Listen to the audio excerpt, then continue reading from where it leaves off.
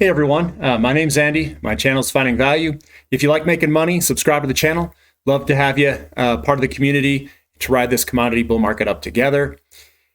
Today I'm going to talk about short-term trading.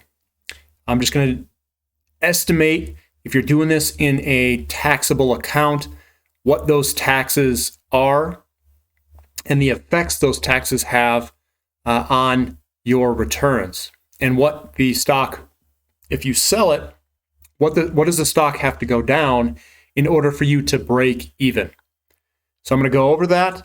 I'm going to kind of estimate what tax bracket you guys are in, just to give you an example of how much it costs you to be short-term trading. So this presentation is about short-term trading and the tax implications of that. So investing for the long term, or do you want to trade? The tax implications of short-term trading in a taxable account. I will sell it now and just buy it back later, right? That's what most people say. How much of a decline is needed to really make it worth it? That's what I'm going to answer here.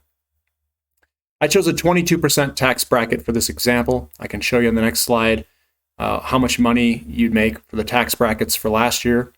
I'm going to use SM Energy as an example just for the heck of it. So here is 2020 tax bracket. The 22% tax bracket for a single filer is between $40,000 and $85,000.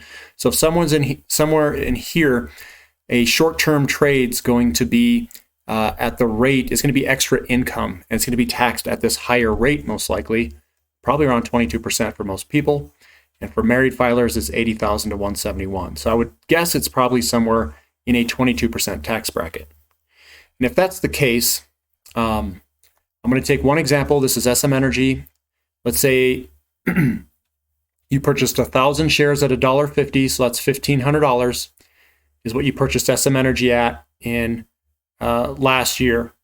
And then you sold it at $19,000 because it went to $19, and you timed it pretty well. So you sold it at $19 and you had $19,000. So the gain or the profit is $17,500. You have to subtract out the $1,500, and then you're going to take tax out. The tax is, remember, 22%. So you take the $1,500 out. This is a profit of $17,500, and after tax, it's $13,650. So let's say that that's what you're going to put back in to investments. I know that some people don't pay taxes till the end of the year, but if you keep doing this, you're going to have to pay estimated taxes and all this other stuff, which is really fun. So let's say you've got this here, and you want to reinvest it. So you take this $13,650, you add the $1,500 originally because that's not taxed, and that's $15,150 that could potentially be invested. So that's after tax. The break-even decline is going to have to be greater than 20%. So 20% is break-even. You're going to have to be, if you're going to buy SM Energy again, the stock has to decline greater than 20% to be a break-even cost, and for it to be worthwhile to do it. So it declines 20. You put the $15,150 in, and you have the same number of shares that you did if you had never sold it. So that you're just making the tax man rich if you're going in and out. But if it has a 50% decline, you will eventually have more shares, and it would be advantageous to do that if you knew that the stock was going to decline greater than 20%. My suggestion, or what I think, is be careful doing this. Trading in and out of stocks can turn you all around. You can lose a lot of money trading in, trading out, mistiming things, and paying a lot of taxes, getting wash sales. To me, it was not worth it. It can be costly in terms of taxes, especially short-term trading.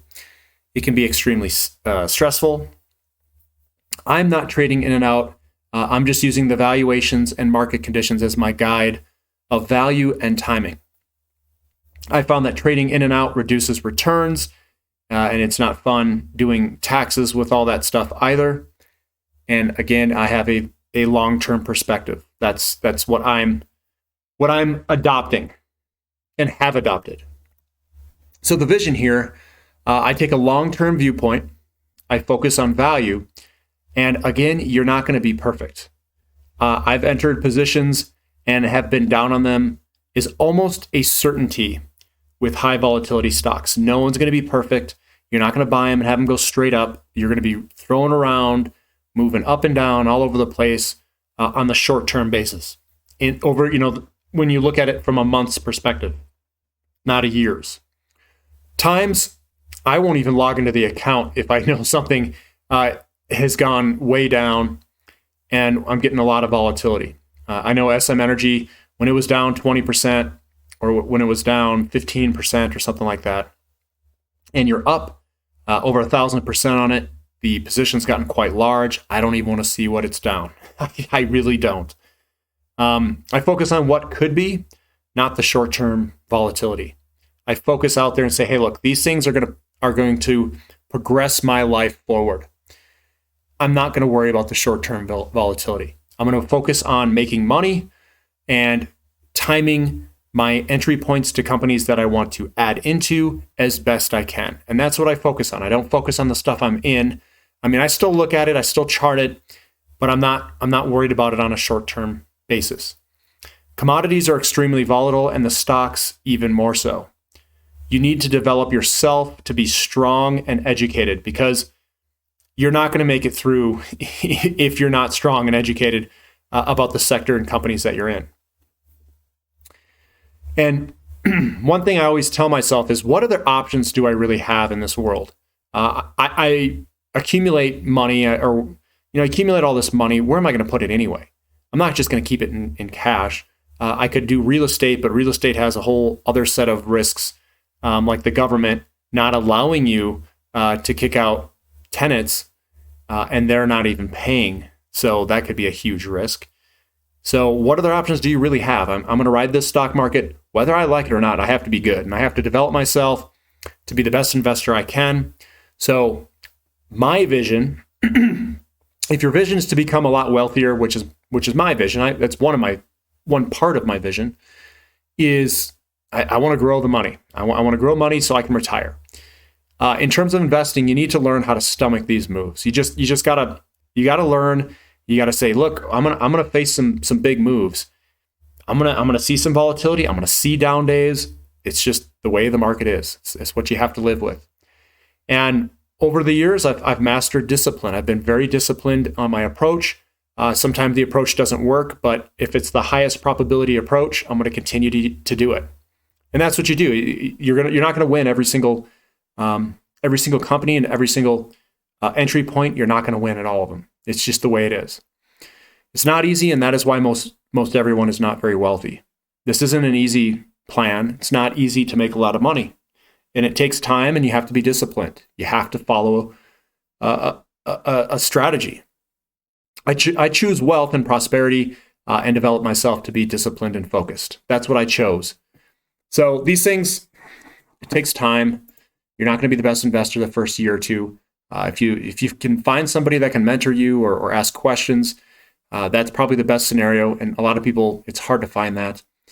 So if you guys need someone to help you through this commodity bull market, subscribe to the channel.